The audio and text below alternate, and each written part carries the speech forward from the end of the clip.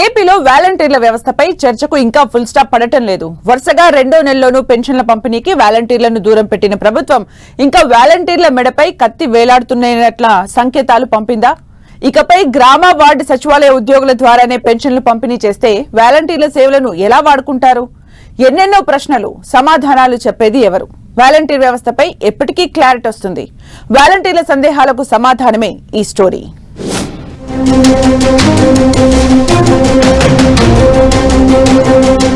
రాష్ట్రంలో వాలంటీర్ల వ్యవస్థ కొనసాగింపుపై ప్రభుత్వం ఓ నిర్ణయానికి వస్తున్నట్లు ఊహాగానాలు వినిపిస్తున్నాయి.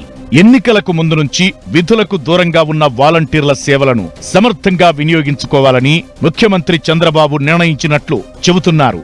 అయితే ప్రస్తుతం ఉన్న వ్యవస్థకు బదులుగా మరింత సమర్థవంతమైన పకడ్బందీగా వాలంటీర్ వ్యవస్థను తీర్చిదిద్దాలని సీఎం భావిస్తున్నట్లు సమాచారం. ప్రస్తుత ఆర్థిక పరిస్థితుల్లో పరిమిత సంఖ్యలోనే వాలంటీర్లను వాడుకోవాలని, వారి నుంచి మంచి ఫలితాలు రాబట్టాలని కోరుకుంటోంది ప్రభుత్వం. దీంతో రాష్ట్రంలో ప్రస్తుతం ఉన్న వాలంటీర్ల విద్యార్హతలు, వారి నైపుణ్యాలను గుర్తించాలని నిర్ణయించినట్టు తెలుస్తోంది. గత ప్రభుత్వంలో నియమితులైన గ్రామ, వార్డు వాలంటీర్లు ప్రతి 50 ఇళ్లకు ఒకరు చొప్పున సంక్షేమ సారథులుగా సేవలందించిన విషయం తెలిసిందే.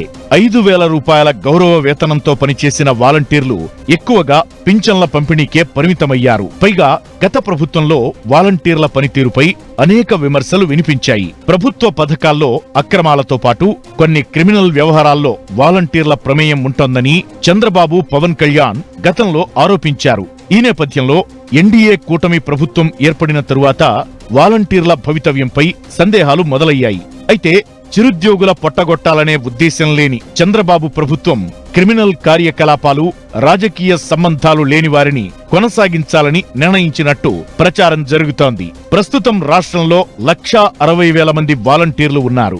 గత 2 నెలలుగా వీరికి వేతనాలు ఇవ్వకపోయినా క్రమం తప్పకుండా సచివాలయాలకు వెళుతూ హాజరు వేయించుకుంటున్నారు. దీంతో వీరిలో కొందరిని కంటిన్యూ చేసే విషయమై ప్రభుత్వం సానుకూలంగా ఉన్నట్లు చెబుతున్నారు.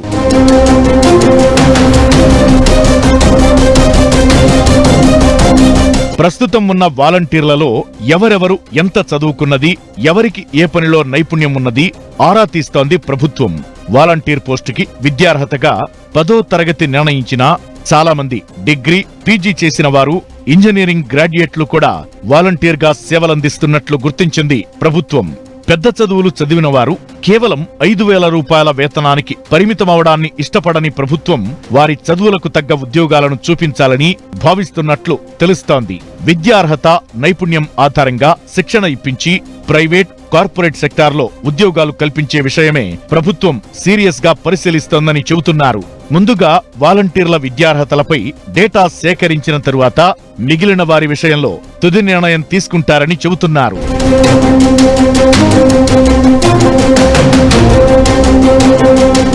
ఇలా ప్రస్తుతం ఉన్న 1,60,000 మందిలో కొందరిని ఇతర రంగాలకు పంపి మిగిలిన వారిని వాలంటీర్లుగా కొనసాగించే ఛాన్స్ ఉందంటున్నారు. అయితే ప్రస్తుతం ఉన్న 50 ఇళ్ల పరిధిని పెంచి పింఛన్ల పంపిణీ కాకుండా ఇతర విధులను అప్పగించే అవకాశాలపై అధ్యయనం చేయాల్సిందిగా ప్రభుత్వం అధికారులను ఆదేశించినట్టు తెలుస్తోంది. మొత్తానికి సక్రమంగా పనిచేసిన వారి ఉద్యోగాలకు వచ్చిన ముప్పేమీ లేదని, గత ప్రభుత్వ పెద్దలతో అంటకాగిన వారు, ఇతర ఫిర్యాదులు ఉన్నవారిని మాత్రం పక్కకు తప్పించే అవకాశాలు ఉన్నాయంటున్నారు.